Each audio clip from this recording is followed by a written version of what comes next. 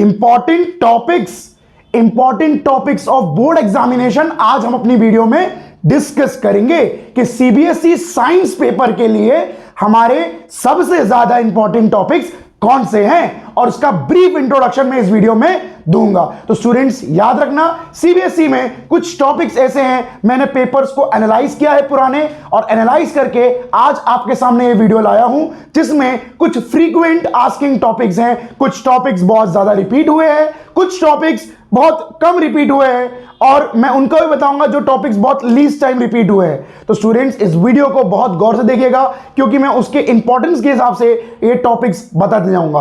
तो chapter wise chapter हम इसका मैंने एक पेपर में लिखा है, तो मैं उस टॉपिक्स को लिखते जाऊंगा, बताते जाऊंगा, समझाते जाऊंगा, थोड़ा बहुत ब्रीफ इंट्रोडक्शन। चले तो आज की वीडियो हम अपने नॉलेज प्रोटोकॉल के साथ शुरू करते हैं। चले तो स्टूडेंट्स यहां देखिए, सबसे पहला चैप्टर जो है वो हमारा केमिकल रिएक्शन एंड इक्वेशन है। केमिकल रिएक्शन एंड इक्वेशन में सबसे पहली चीज जो इंपॉर्टेंट है वो है आपको किसी भी चीज का रिएक्शन दे दिया जाएगा और उस रिएक्शन को आपको केमिकल इक्वेशन के फॉर्म में लिखना है और फिर उसको बैलेंस करना है, देन आपको लिख देना है। तो यही सब आता है और छोटे मोटे रिएक्शंस आते हैं उससे, बस ज्यादा कुछ नहीं आता। प्रेसिपिटेशन रिएक्शन, डिकम्पोजिशन रिएक्शन क्या होता है, बस उससे यही इंपॉर्टेंट टॉपिक है। तो जैसे कि फॉर एग्जांपल मैं आपको बताऊं, जैसे एक क्वेश्चन आता है कि भाई अगर एक एगशेल है, उस एगशेल को अगर HCl एसिड के साथ रिएक्ट करवाएंगे तो क्या बनेगा। तो बेटा याद रखना कि हमेशा जो HCl है, HCl एक एसिड होता है और हमारा एगशेल क्या होता है, CaCO3।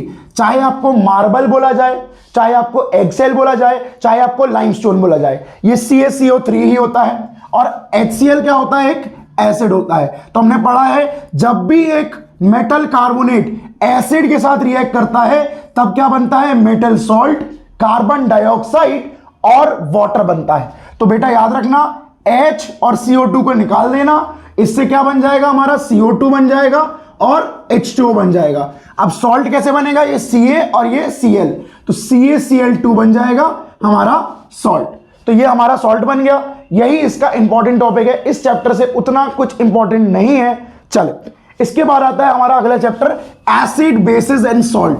तो एसिड बेसिस एंड सॉल्ट से इंपॉर्टेंट क्या है, तो students acid basis and salt से सबसे इंपॉर्टेंट चीज है नेचर ऑफ सॉल्ट। ठीक है, नेचर ऑफ सॉल्ट बहुत सारे एग्जामिनेशन में पूछा गया है कि ये सॉल्ट कैसा है, एसिडिक है, बेसिक है या न्यूट्रल है, कैसे पहचाने। तो सुनिए स्टूडेंट्स, याद रखिएगा स्ट्रॉन्ग एसिड कौन से होते हैं, स्ट्रॉन्ग एसिड होता है HCl, HNO3 और H2SO4। इसके अलावा जो भी एसिड आएंगे वो सब वीक आएंगे। अगर किसी में आपको Cl लगा दिख जाए, NO3 लगा दिख जाए या SO4 लगा दिख जाए तो याद रखना वो स्ट्रॉन्ग एसिड है। और NaOH और KOH होते हैं हमारे स्ट्रॉन्ग बेसिस। तो स्ट्रॉन्ग बेसिस क्या होते हैं, NaOH और KOH होते हैं हमारे स्ट्रॉन्ग बेसिस। तो बेटा किसी भी चीज में आपको Na दिख जाए तो मतलब वो स्ट्रॉन्ग बेस है, किसी चीज में आपको K दिख जाए तो वो स्ट्रॉन्ग बेस है। तो स्टूडेंट्स याद रखना हमेशा कि अगर स्ट्रॉन्ग एसिड एक स्ट्रॉन्ग बेस से रिएक्ट करता है तो न्यूट्रल सॉल्ट बनता है। अगर वीक एसिड एक स्ट्रॉन्ग बेस से रिएक्ट करता है तो बेसिक सॉल्ट बनता है। और अगर एक वीक बेस एक स्ट्रॉन्ग एसिड से रिएक्ट करे तो एसिडिक सॉल्ट बनता है। ठीक है, तो ये चीज हमारी डिस्कस्ड है। अब स्टूडेंट्स जैसे कि फॉर एग्जांपल 2019 में एक क्वेश्चन आया था, पहले ही क्वेश्चन था कि NH4Cl कैसा सॉल्ट है, एसिडिक है, बेसिक है, न्यूट्रल है। तो याद रखना पहला वाला जो है वो बेस से आता है, दूसरा वाला जो आता है वो एसिड से आता है।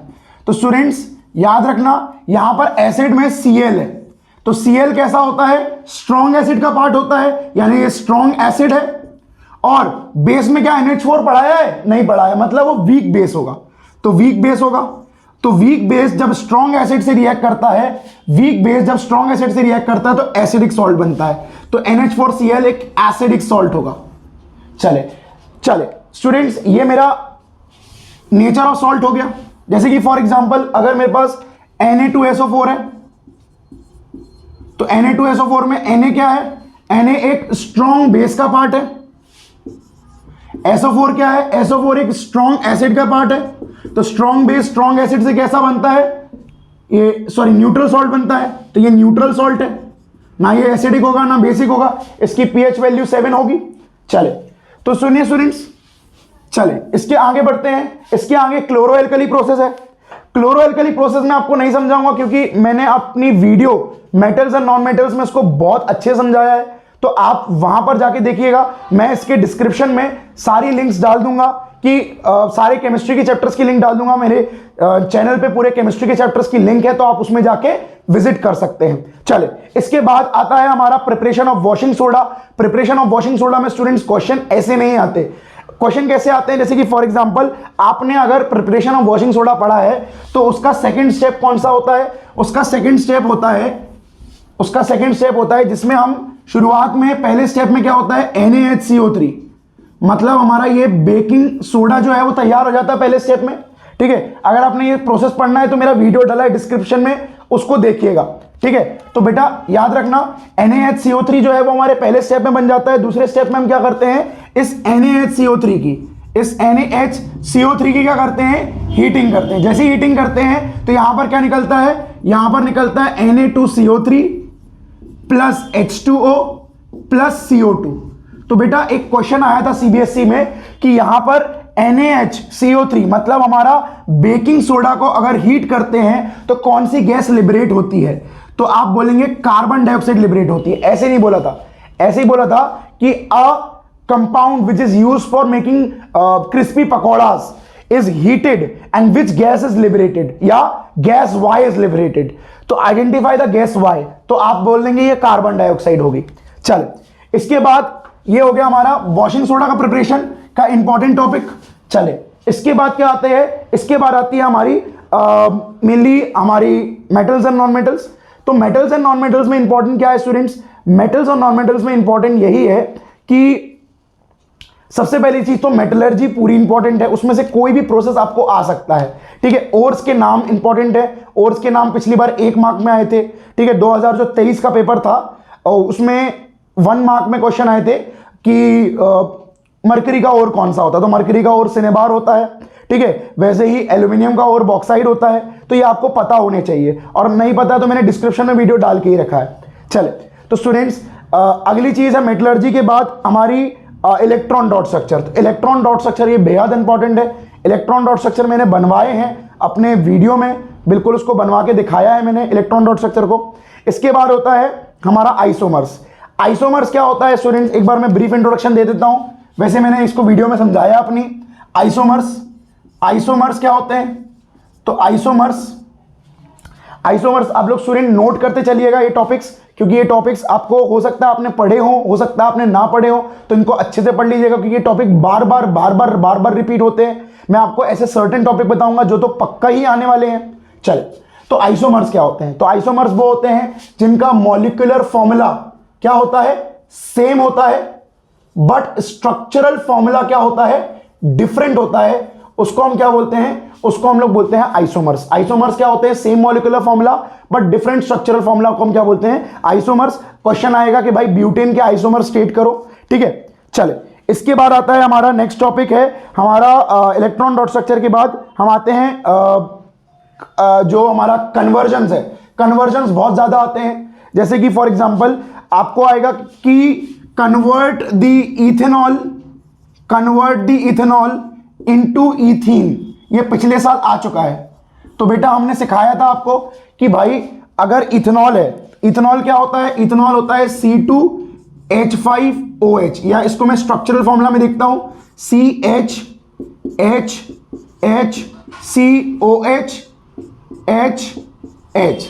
तो हमें क्या बनाना है इसको? हमें बनाना है यहां पर इसको ईथीन, यानी CHH डबल बॉन्ड CHH।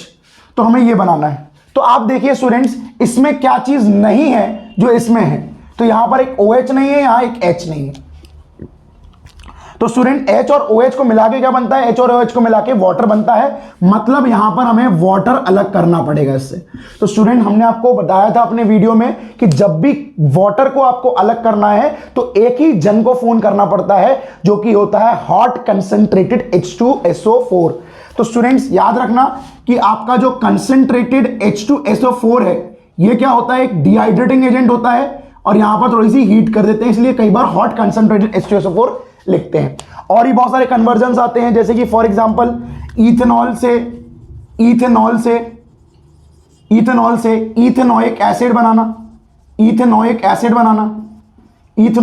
बनाना, तो स्टूडेंट्स इथेनॉल मतलब CHHHHOH, तो ये हो गया हमारा इथेनॉल। इथेनोइक एसिड क्या होता है, HHCA∼OH। तो स्टूडेंट्स हमें क्या बनाना है, इससे ये बनाना है। अब क्या करें स्टूडेंट्स, तो बेटा देखो मैंने एक और मेथड निकाला है इसका कि भाई आप जैसे जो भी चीज बनानी है वो चीज लिख दीजिए। अब स्टूडेंट्स यहां पर आपको ऐसी कौन सी चीज है जो यहां पर नहीं है, तो स्टूडेंट्स हमें क्या है, यहां पर 2 हाइड्रोजन थे, इन 2 हाइड्रोजन को हटा के एक ऑक्सीजन लगा दिया गया है। तो स्टूडेंट हमें क्या करना पड़ेगा, हमें ये 2 हाइड्रोजन को यहां से रिमूव करना पड़ेगा और इसमें क्या करनी पड़ेगी, ऑक्सीजन ऐड करनी पड़ेगी। तो ऑक्सीजन ऐसे नहीं, नेसेंट फॉर्म में ऑक्सीजन ऐड करते हैं, ठीक है। और ऑक्सीजन ऐड करने के लिए आपको ऑक्सीडाइजिंग एजेंट की जरूरत पड़ी है। तो ऑक्सीडाइजिंग एजेंट कौन सा होता है आपका, एसिडिफाइड K2Cr2O7, ये आपका ऑक्सीडाइजिंग एजेंट है, ठीक है। तो आपको क्या करना पड़ेगा, इस ऑक्सीजन को अलग लगाने के लिए यहां पर 2 हाइड्रोजन को खाली करना पड़ेगा। तो ये 2 हाइड्रोजन खाली हो जाएंगे, पर बेटा जब कोई भी चीज खाली होती है तो उसको कंपनसेशन देना पड़ता है, मतलब उसके बदले कुछ ना कुछ तो देना पड़ता है। तो हमने क्या किया, हमने एक और ऑक्सीजन ले लिया, एक यहां पर लगाने के लिए और एक इन दोनों हाइड्रोजन के साथ भेजने के लिए। तो एक ऑक्सीजन और 2 हाइड्रोजन मिलकर क्या बन जाता है, वाटर बन जाता है, और यहां पर ये हटके यहां पर ऑक्सीजन लग जाएगा, ठीक है। तो ये हमारा क्या हो गया, conversion of ethanol to ethanoic acid. फिर और क्या आता है conversion of ethene into ethane. Ethene का कन्वर्जन ईथेन में, ईथीन का कन्वर्जन किसमें, ईथेन में। तो स्टूडेंट्स ईथीन क्या होती है, तो ईथ मतलब 2 कार्बन, इन मतलब डबल बॉन्ड, चले। तो यहां पर क्या है, ये हाइड्रोजन है, अब हमें इसको क्या कन्वर्ट करना है, ईथीन में कन्वर्ट करना है। 2 कार्बन सिंगल बॉन्ड, सेटिस्फाई करिए हाइड्रोजन को, चले। अब बेटा सुनिए, अब हमें क्या बनाना है, ये डबल बॉन्ड हटाना है और वो हाइड्रोजन लगाना है। तो यानी कि हमें हाइड्रोजन ऐड करना पड़ेगा। हाइड्रोजन ऐसे ऐड नहीं होता, निकल ऐसा कैटलिस्ट से ऐड होता है और थोड़ी सी हीट देनी पड़ती है। तो यहां पर क्या होगा, यहां पर इसका डबल बॉन्ड जो है वो टूट जाएगा, डबल बॉन्ड जो है वो टूट जाएगा, ठीक है। और यहां पर H और H का ही बॉन्ड टूट जाएगा, तो एक H यहां पर लग जाएगा, एक H यहां पर लग जाएगा। तो यहां पर क्या बनेगा, यहां पर बन जाएगा हमारा ईथीन। यहां पर देखिए एक H यहां लग गया, एक H यहां लग गया, डबल बॉन्ड टूट गया, तो यह हमारा क्या बन गया, ईथीन से ईथेन बन गया। चले, इसमें एक और इंपॉर्टेंट चीज है, ये कन्वर्जन हो गए। कन्वर्जन और भी 2-3 आते हैं, मेरा पूरा वीडियो था, मैंने आपको कुछ कन्वर्जन करवा दिए इंपॉर्टेंट वाले, ठीक है। अब मेरा जो कार्बन कंपाउंड वीडियो है, अगर आपको चाहिए कि भाई आपको डिटेल में चाहिए तो आप वहां देख लीजिए। चले, तो स्टूडेंट्स एक और चीज इंपॉर्टेंट है, एक क्वेश्चन और था कि जैसे कि फॉर एग्जांपल हमारे जो अनसैचुरेटेड हाइड्रोकार्बन है, मतलब जिनके पास डबल और ट्रिपल बॉन्ड होता है, तो अगर मैं इनको एयर में बर्न करता हूं तो इनसे कैसी फ्लेम निकलती है, इनसे निकलती है येलो फ्लेम निकलती है, जिसका टेम्परेचर बहुत कम होता है और साथ में बहुत सारा सूट निकलता है। सूट क्या होता है, अनबर्न्ड हाइड्रोकार्बन। जैसे आपने देखा होगा ना, चूल्हे पे दाल चढ़ाते हैं तो बर्तन जो रहता है वो नीचे से काला हो जाता है, तो बस वही तो है। चले, वैसे ही अगर सैचुरेटेड हाइड्रोकार्बन है जिसमें सिंगल बॉन्ड होता है, इसको अगर मैं एयर में बर्न करूं तो क्या होगा, यहां पर ब्लू फ्लेम निकलेगी, जिसका टेम्परेचर बहुत ज्यादा होता है, इसलिए खाना जल्दी पक जाता है हमारे गैस का, और यहां पर सूट नामक चीज नहीं निकलती, ठीक है। तो स्टूडेंट्स क्या होता है, जो हमारी वेल्डिंग गैस होती है, वेल्डिंग कौन सी गैस होती है, तो वैसे वेल्डिंग गैस होती है एसिटिलीन। एसिटिलीन जो रहती है वो हमारी वेल्डिंग गैस होती है, मतलब C2H2, ये वेल्डिंग गैस होती है। तो उसको हम प्योर ऑक्सीजन के साथ क्यों बर्न करते हैं, एयर में बर्न क्यों नहीं करते, तो स्टूडेंट अगर मैं इसको प्योर ऑक्सीजन के साथ नहीं बर्न करूंगा तो ये यहां पर एयर के साथ बर्न होकर येलो फ्लेम दे देगी, और ये फ्लेम जो है वेल्डिंग के लिए सूटेबल नहीं है। इसलिए मैं क्या करता हूं, इसको प्योर ऑक्सीजन के साथ बर्न करता हूं, तो यहां पर क्या होता है, ब्लू फ्लेम निकलती है और कोई सूट नहीं निकलता, और ये फ्लेम वेल्डिंग के लिए बहुत ज्यादा सूटेबल है। ठीक है, चलिए इसके बाद हमारा नेक्स्ट जो है वो है लाइव प्रोसेस। तो स्टूडेंट्स अब लाइव प्रोसेस में क्या इंपॉर्टेंट है, तो लाइव प्रोसेस में स्टूडेंट दो तीन चीजें इंपॉर्टेंट है। क्या क्या है वो, आइए जरा देखते हैं। तो स्टूडेंट्स याद रखना, लाइव प्रोसेस में सबसे ज्यादा अकरिंग जो टॉपिक है वो है बाइल जूस का। बाइल जूस पे बहुत सारे अलग अलग टाइप के क्वेश्चन आए हैं, हर साल आए हैं, बेहद इंपॉर्टेंट है। तो बाइल जूस होता क्या है, तो बेटा एक जूस होता है जो कि लिवर सिक्रीट करता है, पर इसको स्टोर कौन करता है, गॉल ब्लैडर। गॉल ब्लैडर जो रहती है वो इसको स्टोर करके रखती है अपने फायदे के लिए, हमारे फायदे के लिए। ठीक है, ये बाइल जूस क्या होता है, जो हमारा फैट रहता है उसका डाइजेशन बहुत मुश्किल होता है, तो फैट के जो बड़े बड़े ग्लोब्यूल्स, बड़े बड़े मॉलिक्यूल्स जो हमारे फूड में प्रेजेंट होते हैं, तो बेटा याद रखना इनका डाइजेशन इजी करने के लिए ये बाइल जूस क्या करता है, ये बाइल जूस में प्रेजेंट जो बाइल सॉल्ट रहता है, बाइल सॉल्ट रहता है, बाइल सॉल्ट, ये बाइल सॉल्ट क्या करता है, इन बड़े बड़े पार्टिकल्स को, इन बड़े बड़े मॉलिक्यूल्स को छोटे छोटे मॉलिक्यूल्स, छोटे छोटे ग्लोब्यूल्स में तोड़ देता है, छोटे छोटे ग्लोब्यूल्स में तोड़ देता है, और इस प्रोसेस को बोलते हैं हम लोग इमल्सिफिकेशन, इमल्सिफिकेशन बोलते हैं। तो स्टूडेंट एक बार एक क्वेश्चन आया था कि भैया बाइल जूस डाइजेशन तो परफॉर्म नहीं करता, पर ये हमारे डाइजेशन के लिए हेल्पफुल क्यों होता है, तो आप बताना। ये हमारे फैट के डाइजेशन को बहुत इजी कर देता है। दूसरी चीज, ये हमारे फूड को एसिडिक मीडियम से बेसिक मीडियम में कन्वर्ट करता है, जिसकी वजह से हमारे पेनक्रियाटिक एंजाइम्स जो रहते हैं वो अपना फंक्शन इजीली स्मूथली कर सकते हैं। चले इसके बाद क्या होता है स्टूडेंट्स, इसके बाद हमारा जो बाइल जूस है, इसके बाद हमारा इंपॉर्टेंट टॉपिक कौन सा है इसमें से, तो नेक्स्ट इंपॉर्टेंट टॉपिक है हमारा सर्कुलेशन।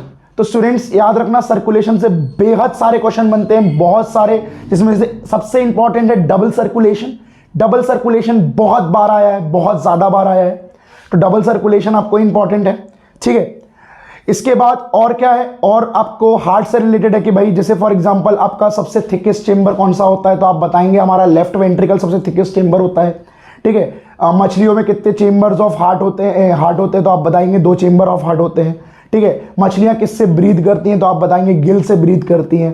ठीक है, और भी बहुत सारी चीजें जो है सर्कुलेशन में बहुत इंपॉर्टेंट है। ठीक है, तो ये सर्कुलेशन से आप टॉपिक बहुत अच्छे से पढ़ लीजिए। इसके बाद नेक्स्ट टॉपिक है आपका यूरिन फॉर्मेशन। तो यूरिन फॉर्मेशन में आपको जस्ट बता देता हूं ब्रीफ एक्सप्लेनेशन कि भाई जैसे कि फॉर एग्जांपल आपको बता दूं, जैसे कि ये हमारा एब्डोमेन कैविटी है, एब्डोमेन कैविटी के बाद ये हमारी किडनीज हैं, किडनीज हैं, ये हमारी किडनीज हैं स्टूडेंट्स। ठीक है, अब किडनी तक 2 हमारी ब्लड वेसल आती है, एक आती है हमारी अरोटा, एक आती है हमारी अरोटा या ऑल्टा कई लोग बोलते हैं, ऑल्टा, ये ऑल्टा है। ठीक है, ये ऑल्टा है, चल ऑल्टा, ऑल्टा, और साथ में आती है दूसरी वेन, वीना कावा। ठीक है, तो स्टूडेंट्स क्या होता है, वीना कावा और ऑल्टा जो रहती है वो हमारे एब्डोमेन कैविटी तक जाती है। ठीक है, किडनी तक जाती है। अब स्टूडेंट्स क्या होता है, बहुत गौर सुनिएगा जो मैं कहने जा रहा हूं। ठीक है, ये हमारी किडनीज है। चले अब बेटा जो हमारी ये अरोटा होती है, ये हमारी एरोटा है। अरोटा में क्या होता है, ऑल्टा में जो ब्लड फ्लो हो रहा है इसमें बहुत सारा नाइट्रोजनस वेस्ट होता है, नाइट्रोजनस वेस्ट होता है। ये नाइट्रोजनस वेस्ट अगर अलग ना किया गया तो हमारी मौत हो सकती है। तो स्टूडेंट्स क्या होता है, ये जो नाइट्रोजनस वेस्ट है ये हमारी किडनी जो है उसको फिल्टर आउट करती है। कैसे करती है, यहां देखें। तो स्टूडेंट्स हमारी जो अल्टा है, इस अल्टा से छोटी सी एक आर्टरी निकलती है जिसका नाम होता है रीनल आर्टरी, जिसका नाम होता है स्टूडेंट्स रीनल आर्टरी। ये रीनल आर्टरी क्या करती है, रीनल आर्टरी जो रहती है हमारे इम्प्योर नाइट्रोजनस वेस्ट वाले ब्लड को किडनी में पहुंचाती है। ठीक है, तो ये जो है ये आर्टरी हमारी किडनी में गई। ठीक है, अब क्या होता है स्टूडेंट्स, यहां पर जो किडनी है, इसके अंदर कैसा ब्लड गया, नाइट्रोजनस वेस्ट वाला ब्लड गया। ये नाइट्रोजनस वेस्ट वाला जो ब्लड है, यहां पर जो इम्प्योर ब्लड है, इम्प्योर ब्लड कहां गया हमारा, किडनी में गया। इम्प्योर ब्लड कहां गया हमारा, किडनी में गया। अब किडनी में क्या होता है स्टूडेंट्स, किडनी एक फिल्टरिंग यूनिट होती है। तो क्या करती है किडनी, किडनी इसमें से जो वेस्ट है वो अलग कर लेती है, जो वेस्ट है वो अलग कर लेती है, और साथ में जो प्योर ब्लड है उसको अलग कर लेती है, प्योर ब्लड को अलग कर देती है। मतलब यानी कि जो इम्प्योर ब्लड है उसको फिल्टर आउट करती है, उसमें से प्योर ब्लड निकल आता है और जो इम्प्योरिटीज है वो अलग हो जाती हैं। और यही जो वेस्ट होती है वो होती है हमारी यूरिन। अब स्टूडेंट जो प्योर ब्लड है, इस प्योर ब्लड को कहां भेज दिया जाता है, तो बेटा समझना, ये जो हमारी वीना कावा है, इस वीना कावा से एक ब्लड वेसल निकलती है जिसका नाम होता है रीनल वेन। और यही रीनल वेन जो रहती है वो हमारे ब्लड को कलेक्ट करके लाती है, कहां से, किडनी से कलेक्ट करके लाती है। कहां से कलेक्ट करके लाती है स्टूडेंट्स, किडनी से कलेक्ट करके लाती है। तो ये हमारी जो वीना कावा होती है, ये वीना कावा में एक छोटी सी वेन निकलती है जिसका नाम होता है रीनल वेन। और ये रीनल वेन क्या करती है, ये रीनल वेन जो रहती है वो हमारे प्योर ब्लड को कलेक्ट करके कहां ले जाती है, वापस सर्कुलेटरी सिस्टम में ले जाती है। मतलब ये जो प्योर ब्लड है ये कहां चला गया, ये रीनल वेन के थ्रू, रीनल वेन के थ्रू कहां चला गया हमारा, वेना कावा में चला गया, वेना कावा में चला गया, वेना कावा में चला गया स्टूडेंट्स, और वेना कावा से पूरे बॉडी में पहुंच गया। अब क्या होता है इस यूरिन का, क्या होता है, तो स्टूडेंट्स क्या होता है, यहां किडनी से दो पाइप लाइक स्ट्रक्चर निकलते हैं जिनका नाम होता है यूरेटर। क्या नाम होता है, यूरेटर। यूरेटर जो रहते हैं, यूरेटर दो पाइप लाइक स्ट्रक्चर्स हैं जो कि किडनी से यूरिन को कलेक्ट करके कहां पर लाते हैं, वो लाते हैं एक पाउच लाइक स्ट्रक्चर जिसको हम क्या बोलते हैं, यूरिनरी ब्लैडर। तो ये क्या है हमारे, यूरेटर है, यूरेटर, ठीक है। और ये कहां पर लाए, एक पाउच लाइक स्ट्रक्चर जिसको नाम है यूरिनरी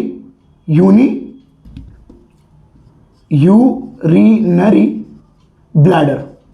तो ये यूरिनरी ब्लैडर जो है ये हमारे यूरिन को स्टोर करती है, और जब ये फुल आउट हो जाती है तो हमारे मसल्स इसको स्क्वीज कर देते हैं, और यहां पर ये छोटे से पैसेज यूरेथ्रा से जो हमारी यूरिन है वो बाहर हो जाती है। ये एक पैसेज है जिससे यूरिन बाहर हो जाती है, ठीक है। तो ये हमारी किडनी के अंदर क्या होता है वो फंक्शन भी पढ़ना बेहद जरूरी है। तो ये हमारा थोड़ा सा यूरिन का फॉर्मेशन हुआ ऊपर। अब किडनी के अंदर क्या होता है, तो किडनी के अंदर छोटे छोटे स्ट्रक्चर्स होते हैं जिनको बोलते हैं नेफ्रॉन्स। तो नेफ्रॉन क्या होते हैं, हमारी किडनी के स्ट्रक्चरल एंड फंक्शनल यूनिट होते हैं। मैं आपको रफ डायग्राम बना रहा हूं नेफ्रॉन का, क्योंकि नेफ्रॉन जो है वो बनाना थोड़ा सा कॉम्प्लिकेटेड है, तो आपको एक रफ डायग्राम में बना के दिखाता हूं एक्सप्लेनेशन के लिए। चले, तो ये हमारे नेफ्रॉन का डायग्राम है। चले, तो ये हमारे नेफ्रॉन का डायग्राम है, ठीक है। ये हमारा कलेक्टिंग डक्ट है। चले, अब क्या होता है स्टूडेंट्स, ये जो हमारा रीनल आर्टरी होती है ये किडनी में जाके छोटी छोटी कैपिलरीज में टूट जाती है, और हर कैपिलरी जो रहती है वो किसके पास जाती है, वो जाती है हमारे नेफ्रॉन्स के पास। और नेफ्रॉन्स में यहां पर क्या होता है, उस कैपिलरी का क्लस्टर बन जाता है जिसको नाम क्या होता है, जिसका नाम होता है ग्लोमेरुलस। जिसका नाम क्या होता है, ग्लोमेरुलस।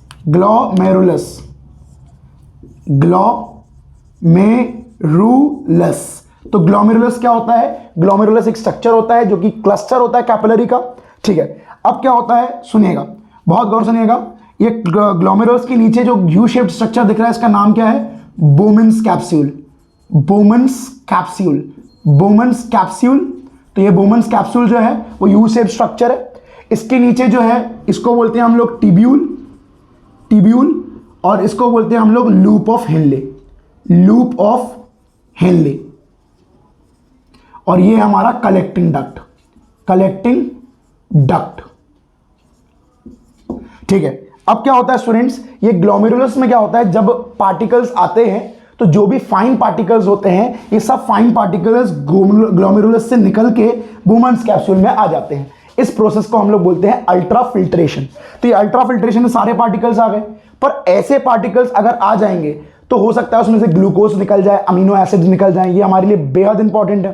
तो एक्चुअली क्या होता है, यहां पर टिब्यूल में एक प्रोसेस होता है जिसका नाम होता है रीएब्जॉर्प्शन। तो यहां पर क्या होता है, टिब्यूल के अंदर रीएब्जॉर्प्शन होता है, यानी कि ये जो टिब्यूल के वॉल्स है, तो जो जो सब्सटेंस हमारे लिए बेहद एसेंशियल है उसको रीएब्जॉर्ब कर लेते हैं, और यहां पर क्या होता है, एब्जॉर्ब करके जो आगे बचता है वो क्या होता है, यूरिन। ठीक है, तो ऐसे हमारा यूरिन का फॉर्मेशन होता है नेफ्रॉन्स में। चले अब हम लोग अपने नेक्स्ट टॉपिक की तरफ बढ़ते हैं। तो नेक्स्ट टॉपिक में हमें क्या पढ़ना है, नेक्स्ट टॉपिक में हमें पढ़ना है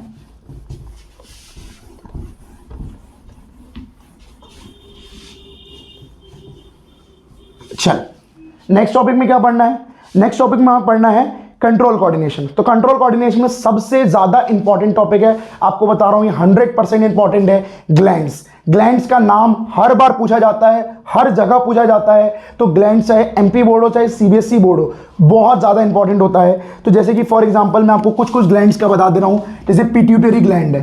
पिट्यूटरी ग्लैंड का सबसे मेन हार्मोन जो रहता है पिट्यूटरी ग्लैंड, ठीक है, तो इसका सबसे मेन हार्मोन होता है ग्रोथ हार्मोन। तो ग्रोथ हार्मोन क्या करता है, ग्रोथ हार्मोन क्या करता है, हमारे मसल्स और हमारी बोन्स का डेवलपमेंट करता है। ठीक है, तो बेटा याद रखना ग्रोथ हार्मोन, पर याद रखना पिट्यूटरी ग्लैंड जो रहता है वो ग्रोथ हार्मोन के अलावा भी बहुत सारे हार्मोन रिलीज करता है। ठीक है, इसलिए क्या होता है, पिट्यूटरी ग्लैंड को मास्टर ग्लैंड का दर्जा दिया जाता है। इसके बाद क्या आता है, थायराइड ग्लैंड। थायराइड ग्लैंड जो रहता है, थायराइड ग्लैंड जो रहता है वो कहाँ रहता है, हमारे यहाँ पर ट्रैकिया पे चिपका होता है। ठीक है, इससे जो हार्मोन निकलता है उसका नाम क्या है, उसका नाम है थायरॉक्सिन। क्या नाम है उसका, थायरॉक्सिन नाम है, थायरॉक्सिन, थायरॉक्सिन नाम है। ये थायरॉक्सिन क्या करता है, हमारा जो मेटाबॉलिज्म रेट है, मेटाबॉलिज्म रेट है, इस मेटाबॉलिज्म रेट को कंट्रोल करता है, इस मेटाबॉलिज्म रेट को कंट्रोल करता है। और अगर हमारे को आयोडीन चाहिए है, थायरॉक्सिन चाहिए है, तो उसके लिए एक एसेंशियल एलिमेंट लगता है जिसका नाम होता है आयोडीन। आयोडीन, आयोडीन क्या करता है, हमारे थायरॉक्सिन लेवल को बढ़ाता है, हमारे थायरॉक्सिन लेवल में प्रोडक्शन करवाता है। अगर आयोडीन की डिफिशियंसी हुई तो इससे गोइटर नाम का डिजीज हो जाता है। चले, और कौन सा ग्लैंड है, पेनक्रियास। पेनक्रियास, पेनक्रियास क्या सिक्रीट करता है, इंसुलिन सिक्रीट करता है। इंसुलिन क्या करता है, हमारे शुगर लेवल को मेंटेन करता है, शुगर लेवल को मेंटेन करता है। चले, अगर इंसुलिन की सिक्रीशन कम हुई तो हमें डायबिटीज हो जाएगी। चले, इसके बाद क्या होता है, एड्रिनल ग्लैंड होता है, एड्रीनल ग्लैंड होता है। एड्रिनल ग्लैंड क्या सिक्रीट करता है, एड्रीनालाइन, एड्रीनालाइन। तो एड्रिनल ग्लैंड को किडनी कैप्स भी बोला जाता है, किडनी कैप्स भी बोला जाता है। और एड्रेनालाइन क्या करता है, हमारे breath rate, breath rate, heart rate, इसको कंट्रोल करता है। और क्या होता है, इसको एक्साइटमेंट हार्मोन ही बोलते हैं। जब हम किसी मुसीबत में होते हैं, जब हम किसी एक्साइटमेंट में होते हैं, तो ये हार्मोन हमारी बॉडी में बहुत ज़्यादा अमाउंट में सिक्रीट होता है, और इसी को फाइट एंड फ्लाइट भी हार्मोन भी बोला जाता है। ठीक है, इसके बाद क्या होता है, इसके बाद एक और हार्मोन आता है testis gland. Testis gland, testis gland किसमें होता है, सिर्फ और सिर्फ मेल में होता है।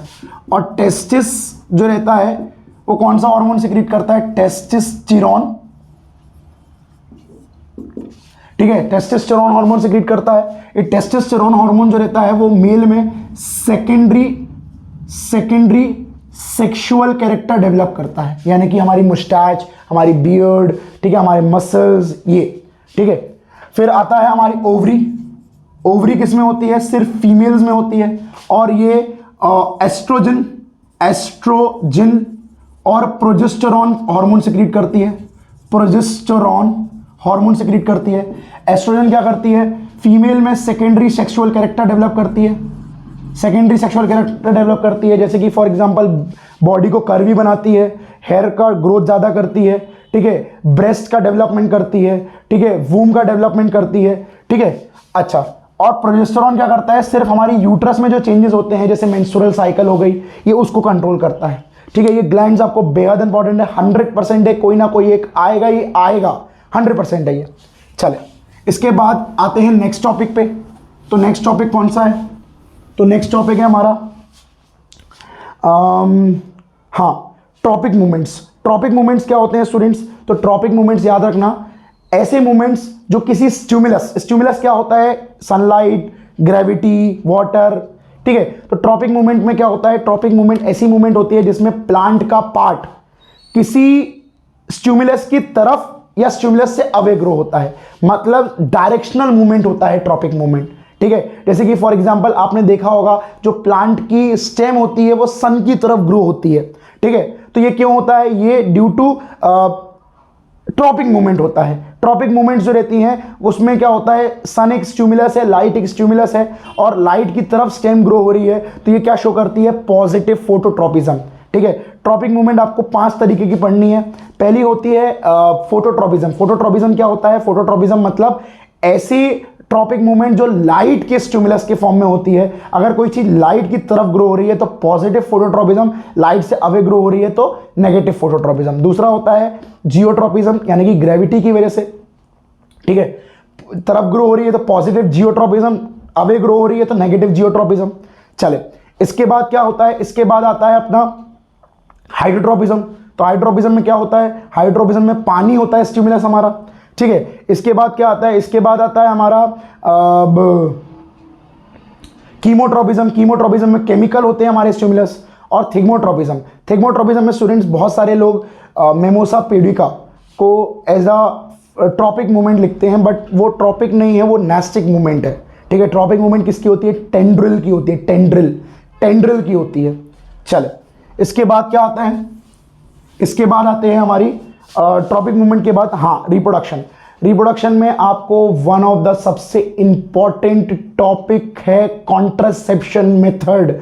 कॉन्ट्रासेप्शन मेथड में स्टूडेंट्स याद रखना 101% आपको आएगा ही आएगा, ठीक है। कॉन्ट्रासेप्शन में 3 मेथड होते हैं। पहला होता है बैरियर मेथड, दूसरा होता है केमिकल मेथड और तीसरा होता है सर्जिकल मेथड। बैरियर मेथड में IUCD होता है, इंट्रा यूट्राइन कॉन्ट्रासेप्टिव डिवाइस, जिसको आप लोग बोलते हैं कॉपर टी, जो कि फीमेल के, जैसे for example female reproductive organ है, ठीक है, तो यहां पर यूट्रस के यहां पर फिक्स की जाती है किसी सर्जन के द्वारा, ठीक है, ताकि स्पर्म्स और एग का मीटिंग ना हो पाए। दूसरे होते हैं कॉन्डम्स, कॉन्डम्स भी यूज करते हैं बैरियर मेथड में, ठीक है। इसके बाद आते हैं सर्जिकल नहीं, केमिकल मेथड। केमिकल मेथड में क्या होता है, 2 ही चीज होती है, ओरल पिल्स होती हैं और वजाइनल पिल्स होती हैं। इनको प्रेगनेंसी स्टॉप करने के लिए यूज किए जाते हैं, क्योंकि कॉन्ट्रासेप्टिव मेथड ही वही होते हैं ना जिनमें हम प्रेगनेंसी को स्टॉप करते हैं। इसके बाद आता है हमारा सर्जिकल मेथड। सर्जिकल मेथड में 2 चीजें होती हैं, एक होती है वेसेक्टोमी और एक होती है ट्यूबेक्टोमी। वेसेक्टोमी क्या होती है, वेसेक्टोमी मतलब होती है जिसमें जो मेल्स में होती है, मेल्स में क्या होता है, जो वास डिफेंस है उसको काट के उसको टाई कर दिया जाता है ताकि वो फिर से वापस ना जुड़ जाए, ठीक है। दूसरी चीज होती है हमारी ट्यूबेक्टोमी, जिसमें फीमेल्स में होती है और फीमेल्स में फैलोपियन ट्यूब को काटा जाता है। आप याद रखिएगा, फैलोपियन ट्यूब मतलब ट्यूबेक्टोमी, ठीक है, और यहां पर वास डिफेंस मतलब वसेक्टोमी, ठीक है। 101% आएगा। मेंस्ट्रुअल साइकिल जो है इसका सेकंड टॉपिक है रिप्रोडक्शन का, तो मेंस्ट्रुअल साइकिल भी बहुत पूछा जाता है। वो ऐसे नहीं पूछा जाता है, कैसे पूछा जाता है, what happens if egg is not fertilised, तो मेंस्ट्रुअल साइकिल हो जाएगी, ठीक है। इसके बाद क्या आता है, इसके बाद नेक्स्ट टॉपिक है हमारा कॉन्ट्रासेप्शन, हो गया वेजिटेटिव प्रोपोगेशन। वेजिटेटिव प्रोपोगेशन क्या होता है, तो ऐसा मेथड जिसमें हम बिना रिप्रोडक्टिव ऑर्गन, बिना सीड्स को यूज करके हम प्लांट को ग्रो करते हैं, जैसे कि उसके स्टेम की मदद से, रूट की मदद से और लीव्स की मदद से। लीव का एग्जांपल ब्रायोफिलम बार बार एमसीक्यू में पूछा जाता है, ठीक है। इसके बाद क्या होता है, इसके बाद आपको, हाँ, टिश्यू कल्चर भी एक इंपॉर्टेंट टॉपिक है। टिश्यू कल्चर हालांकि बहुत ज्यादा इंपॉर्टेंट नहीं है, टिश्यू कल्चर थोड़ा बहुत इंपॉर्टेंट है। चले, इसके बाद क्या आता है, इसके बाद आता है हमारा जो हेरिडिटरी इवोल्यूशन है। हेरिडिटरी इवोल्यूशन में आपको हेरिडिटरी पूछा जाएगा, ठीक है, डोमिनेंट रेसेसिव कैरेक्टर्स पूछे जाएंगे, acquired trait and inherit trait, ये बहुत ज्यादा इंपॉर्टेंट है, कई बार मैंने देखा फ्रीक्वेंटली पूछा गया है कई सालों में। एक्वायर्ड ट्रेट्स क्या होते हैं, जो हम बर्थ के बाद सराउंडिंग से एक्वायर कर रहे हैं, और इनहेरिट ट्रेट क्या होते हैं जो हमने माता पिता से एक्वायर्ड किया, जैसे कि फॉर एग्जांपल हमारे बालों का कलर, हमारे आंखों का शेप, हमारे बालों का शेप घुंघराले हैं कि स्ट्रेट हैं, ठीक है, इनके बारे में। इसके बाद आता है हमारा सेक्स डिटर्मिनेशन। सेक्स डिटर्मिनेशन कैसा होता है स्टूडेंट्स, आपको हल्का सा ब्रीफ इंट्रोडक्शन देता हूं। तो सेक्स डिटर्मिनेशन मतलब क्या होता है, जैसे कि फॉर एग्जांपल किसी भी ह्यूमन में, किसी भी एनिमल में याद रखना 23 पेयर ऑफ क्रोमोसोम्स होते हैं। इस 23 पेयर में से 22 होते हैं ऑटोसोम्स और 23rd पेयर जो होता है वो रहता है सेक्स क्रोमोसोम। ये 23 ऑटोसोम्स हमारा लुक डिसाइड करते हैं, बालों का कलर डिसाइड करते हैं, आंखों का शेप डिसाइड करते हैं, प्यूपल का कलर डिसाइड करते हैं, आइरस का कलर डिसाइड करते हैं। और सेक्स क्रोमोसोम्स क्या डिसाइड करता है? हमारा सेक्स यानी कि हमारा जेंडर डिसाइड करता है। तो बेटा याद रखना, किसी भी मेल में 2 टाइप के स्पर्म पाए जाते हैं, ठीक है। तो हम में तो पूरे 23 पेयर्स हैं, बट जो हमारे क्रोमोसोम बोल रहा हूं, जो हमारे सेक्स सेल्स होते हैं, जो हमारे गैमीट्स होते हैं, जो हमारे रिप्रोडक्टिव सेल्स होते हैं, इनमें क्या होता है? इनमें आधे क्रोमोसोम्स होते हैं, इसलिए इनको हैप्लॉइड सेल्स भी बोलते हैं, ठीक है। यानी कि हमारे अंदर 23 पेयर्स हैं, तो हमारे सेक्स सेल के अंदर कितने होंगे? 23 होंगे। 23 पेयर नहीं होंगे, 23 होंगे, ठीक है। जिसमें से क्या होता है? 22 क्या होते हैं? ऑटोसोम्स होते हैं, ठीक है। और यहां पर मेल में या तो एक्स प्रेजेंट होता है और दूसरे वाले में 22 ऑटोसोम्स के साथ या तो वाई प्रेजेंट होता है। और फीमेल्स में क्या होता है? एग जो रहता है उनके अंदर 22 ऑटोसोम्स ही प्रेजेंट होते हैं और एक्स ही प्रेजेंट होता है। अगर ये स्पर्म इस एग को फर्टिलाइज कर दे तो ये 22 मिलके 22 पेयर हो जाएंगे, 22 पेयर हो जाएंगे। और ये एक्स के साथ मिलेगा तो एक्स हो जाएगा। और अगर एक्स हुआ तो ये क्या हो गई? ये गर्ल चाइल्ड होगी, ठीक है। अगर मान लेते हैं ये स्पर्म ने इस एग को फर्टिलाइज किया तो याद रखना 22 पेयर और 22 पेयर मिलके क्या हो जाएगा? 22 पेयर ऑफ ऑटोसोम्स हो जाएंगे, ठीक है। और एक्स और वाई मिलके एक्स वाई हो जाएगा। तो यहां पर क्या हुआ? ये एक बॉय चाइल्ड होगा, ठीक है। ये हमारा सेक्स डिटर्मिनेशन है। इसके बाद क्या आता है? इसके बाद आता है mono hybrid cross, dihybrid cross, ये भी इंपॉर्टेंट है।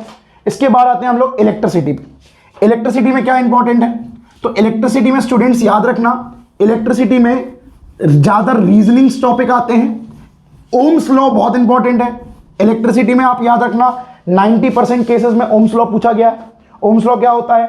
तो बेटा याद रखना, कोई भी कंडक्टर है, उस कंडक्टर में जो करंट फ्लो होता है, वो जो करंट रहता है वो पोटेंशियल डिफरेंस के डायरेक्टली प्रोपोर्शनल होता है। मतलब अगर पोटेंशियल डिफरेंस बढ़ाओगे तो करंट का फ्लो बढ़ेगा, पर किसको कांस्टेंट रखना पड़ेगा? डायमेंशंस को और टेम्परेचर को कांस्टेंट रखना पड़ेगा। अगर ये फ्लक्चुएट हुए तो यहां पर जो कांस्टेंट नेचर है वो नहीं बनेगा, ठीक है। यहां पर ओम्स लॉ फॉलो नहीं होगी। ओम्स लॉ तभी फॉलो होती है जब कांस्टेंट टेम्परेचर हो, कांस्टेंट डायमेंशंस हो।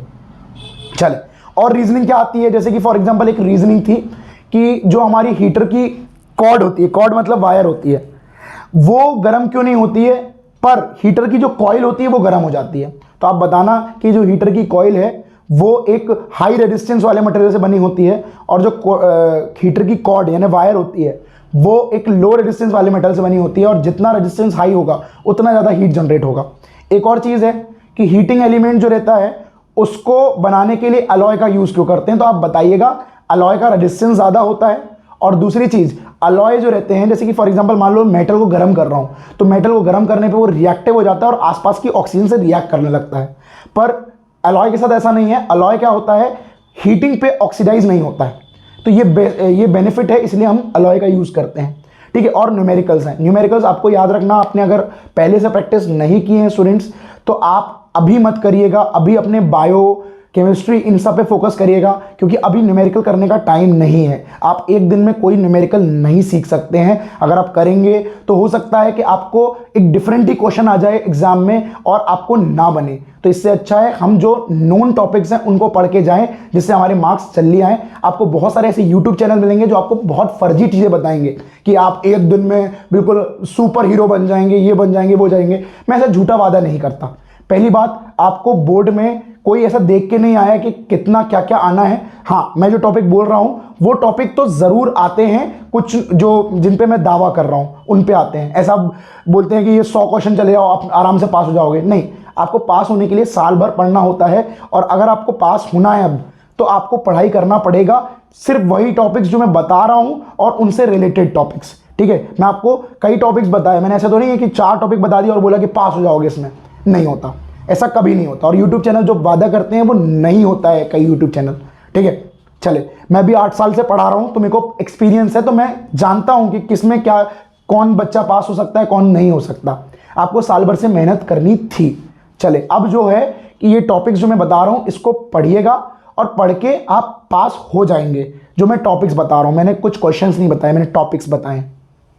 चल, इसके बाद आता है हमारा ये हो गया ये defect of vision. Defect of vision क्या होता है? तो डिफेक्ट ऑफ विजन आपका बहुत इंपॉर्टेंट टॉपिक है, ठीक है। मायोपिया, हाइपरमेट्रोपिया और प्रेसबायोपिया। मायोपिया मतलब आपकी जो कन्वर्जिंग पावर है लेंस की बहुत ज़्यादा हो गई, ठीक है, और आपका आई बॉल जो है वो क्या हो गया, वो मैं बोल सकता हूँ आपका आई बॉल बड़ा हो गया, ठीक है। तो आपको दूर की चीज़ें नहीं दिख पाएंगी मायोपिया में। मायोपिया को करेक्ट करने के लिए हम लोग कॉनकेव लेंस का यूज़ करते हैं, ठीक है। वैसे ही हाइपरमेट्रोपिया जो रहता है उसमें हमारी कन्वर्जिंग पावर घट जाती है, ठीक है, और उसमें आई बॉल क्या हो जाता है, छोटा हो जाता है, ठीक है। तो वैसे क्या होता है प्रेसबायोपिया में जो हमारी सिलियरी मसल है, यानी हमारी पावर ऑफ अकोमोडेशन जो है वो कमज़ोर हो जाती है, ठीक है। इसलिए हमारी जो आई है वो अकोमोडेट नहीं कर पाती चीज़ों को, हमारी आई जो रहती है वो पास और दूर का सही से नहीं देख पाती, इसलिए बायफोकल लेंस लगता है उसमें। इसके बाद आता है हमारे रीजनिंग्स। स्काई क्यों ब्लू दिखता है, आइए ज़रा देखता हूँ, बताता हूँ मैं। स्काई इसलिए ब्लू दिखता है स्टूडेंट्स, याद रखिएगा, जो लाइट रहती है 7 रंगों की बनी होती है, विबग्योर, VIBGYOR, ठीक है। तो याद रखना स्टूडेंट्स, विबग्योर जो कलर रहते हैं इनमें सबसे जल्दी जो स्कैटर होता है वो वॉयलेट कलर स्कैटर होता है, फिर इंडिगो, फिर ब्लू, फिर ग्रीन, फिर येलो, फिर ऑरेंज, फिर रेड। तो रेड जो रहता है वो लीस्ट स्कैटरिंग कलर होता है, इसलिए उसको डेंजर सिग्नल में भी यूज़ किया जाता है। स्कैटर मतलब फैलता कम है ये कलर, ठीक है। तो स्टूडेंट्स याद रखना, जैसे ही लाइट एटमॉस्फेयर में आती है तो सबसे पहले कौन सा कलर स्कैटर होगा, तो ब्लू कंपोनेंट स्कैटर होगा।